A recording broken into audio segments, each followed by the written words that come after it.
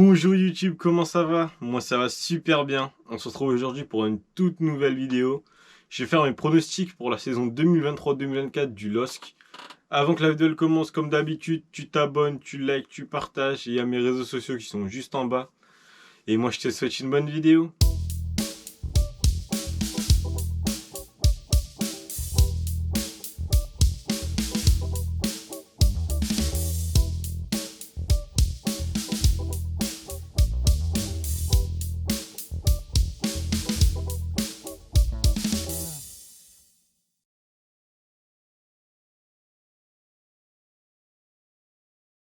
Je vais commencer avec le pronostic du meilleur joueur.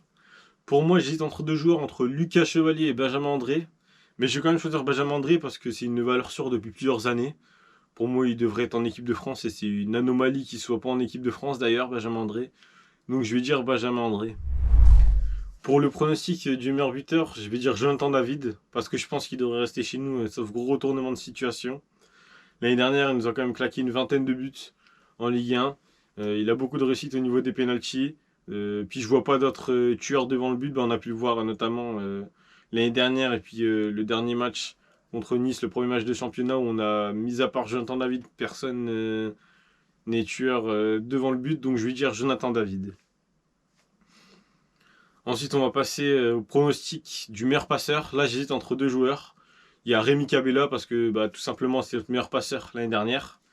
Et il y a aussi Ekon Haraldsson parce qu'il a mis 8 passes décisives avec Copenhague l'année dernière en championnat.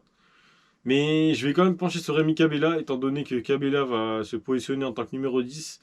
Et Haraldsson, il est plus parti pour jouer lié gauche, chose qu'il ne faisait pas l'année dernière, parce qu'il jouait numéro 10 avec Copenhague. Donc je vais dire Rémi Cabella. Au niveau de la révélation, je vais choisir Ekon Haraldsson, tout simplement parce que quand j'ai regardé les matchs amicaux et les matchs de préparation en début de saison, j'ai été très surpris parce que ce garçon-là, il a du ballon. Ce mec-là a du ballon, il a aussi une vision de jeu qui est très intéressante.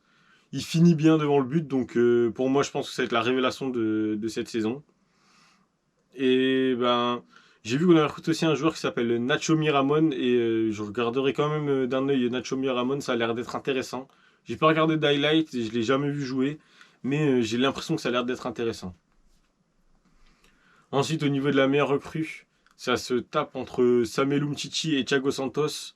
Mais étant donné les matchs de préparation que j'ai vus et le premier match à Nice, je vais pencher pour Thiago Santos. Parce que tout simplement, il est aussi à l'aise offensivement que défensivement. Techniquement, il est quand même impressionnant. Il est fort dans les 1 contre 1. Il a une très bonne qualité de centre. Donc je vais choisir Thiago Santos. Au niveau du pire joueur, je pense que ça se tape entre deux joueurs. J'hésite entre Youssouf Yazici s'il reste et Gudmundsson s'il reste aussi parce que les deux sont sur le départ. Je vais quand même me pencher sur Gabriel Gudmundsson parce que pour moi, techniquement, ça reste un peu trop limité pour notre équipe, pour les ambitions qu'on a. Youssouf Yazici, il a quand même une qualité technique supérieure à celle de Gabriel Gudmundsson. Déjà au niveau de la passe, au niveau de la vision de jeu, il a quand même quelque chose en plus que Gudmundsson. Du coup, je vais dire Gabriel Gudmundsson. J'ai regardé pour le classement de la Ligue 1. Il faut se comparer aussi aux autres effectifs. Pour moi, notre effectif n'est pas suffisant pour jouer sur tous les tableaux. Je pense qu'en Ligue 1, si on peut tabler sur une place européenne, ça serait bien. Je miserais entre la 3e et la 5e place en championnat. Je pense que c'est un objectif atteignable étant donné l'effectif qu'on a. On n'a pas beaucoup de doublures, on n'a pas beaucoup de postes doublés.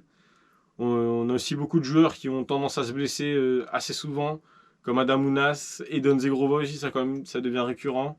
On a Thiago Diallo qui va revenir décroissé, donc ça risque d'être compliqué son retour. Umtiti aussi qui a tendance à se blesser beaucoup, même si l'année dernière à Lecce ça allait mieux. On va toucher du bois pour qu'il se blesse moins chez nous.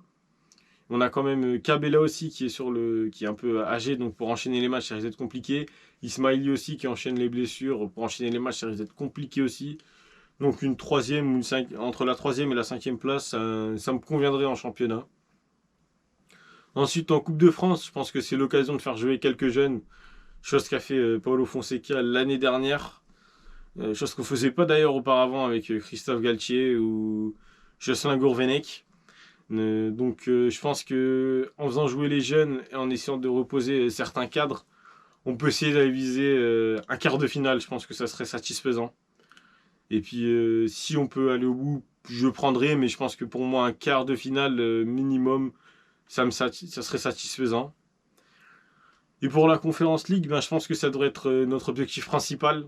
Je pense qu'on devrait mettre toutes nos forces sur la Conference League parce que c'est quand même une compétition européenne, même si elle a moins de prestige que l'Europa League ou la Ligue des Champions. Mais quand on voit ce que ça a apporté au club de Rome, de l'AS Roma, quand ils l'ont gagné, la ferveur des supporters, je pense que c'est quand même un titre européen. Et un titre européen, avoir son club de cœur qui a un titre européen, ça n'a pas de prix. Donc pour moi, j'y miserais sur une demi-finale en Conference League. Même si je pense qu'on a les moyens d'aller la gagner si on joue correctement, parce qu'on a vu déjà l'année dernière, quand on s'est opposé à des clubs comme le Napoli, on a réussi à les gagner 4-1 là-bas. Cette année, on a joué contre le club de Bruges, on leur a mis 8-2 en amical, il me semble. 6-2 ou 8-2 en amical, il me semble. Je pense qu'on a les moyens de bien figurer dans cette compétition, même si notre effectif il est quand même pas suffisant. Mais je pense qu'on a au moins les moyens d'aller en demi-finale et pourquoi pas essayer de la gagner. Pour terminer la vidéo, je vais quand même parler de ce que j'espère pour le mercato du LOSC.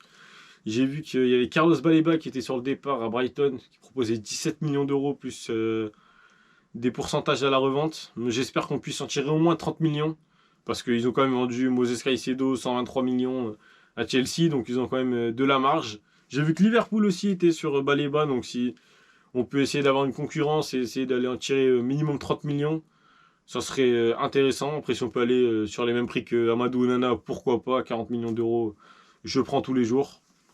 Pour le remplacer, on essaye de faire signer Nabil Bentaleb. Sa visite médicale devrait être validée cette semaine normalement. À l'heure où je vous parle, on est le 15 août. Donc d'ici samedi, normalement, ça devrait être fait. Et j'ai vu aussi par ailleurs qu'on cherchait encore un ailier remplaçant ou titulaire et un attaquant remplaçant pour remplacer Mohamed Bayo. Je pense que pour remplacer Mohamed Bayo, on pourrait se tourner vers une piste comme Jean-Philippe Mateta, qui joue à Crystal Palace, qui est en manque de temps de jeu.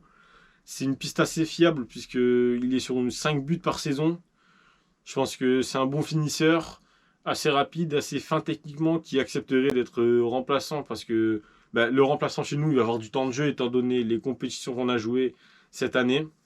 J'ai vu qu'on était sur une piste comme Andy Zekiri. Je connais pas trop, j'ai pas trop vu jouer, mais ça m'a l'air quand même fiable.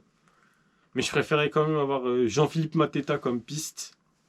Et après, sinon, au niveau de l'ailier, on aurait Mike Trésor de Genk. J'ai vu qu'on était dessus depuis le début de saison. On a voulu faire Nakamura, on n'a pas pu. Pourquoi pas Mike Trésor? Ça serait intéressant pour l'associer. Sinon, bien sûr, le rêve de tous les Lillois, ça serait Eden Hazard. J'espère que ça puisse se faire, même si ça risque d'être compliqué. Je sais pas si le profil intéresse Paulo Fonseca, je sais pas s'il rentre dans les plans de Paulo Fonseca le profil, mais si on peut essayer de faire Eden Hazard, ce serait vraiment le rêve qui finisse sa carrière à Lille, ça serait vraiment une belle histoire. C'est déjà la fin de cette vidéo, on se retrouvera en fin de saison pour savoir si mes pronostics sont bons. En attendant, si ça t'a plu, tu t'abonnes, tu likes, tu partages. Si ça t'a pas plu, tu fais pareil. Il y a mes réseaux sociaux qui sont juste en bas. On se retrouve prochainement pour une toute nouvelle vidéo. Et moi je vous dis à plus!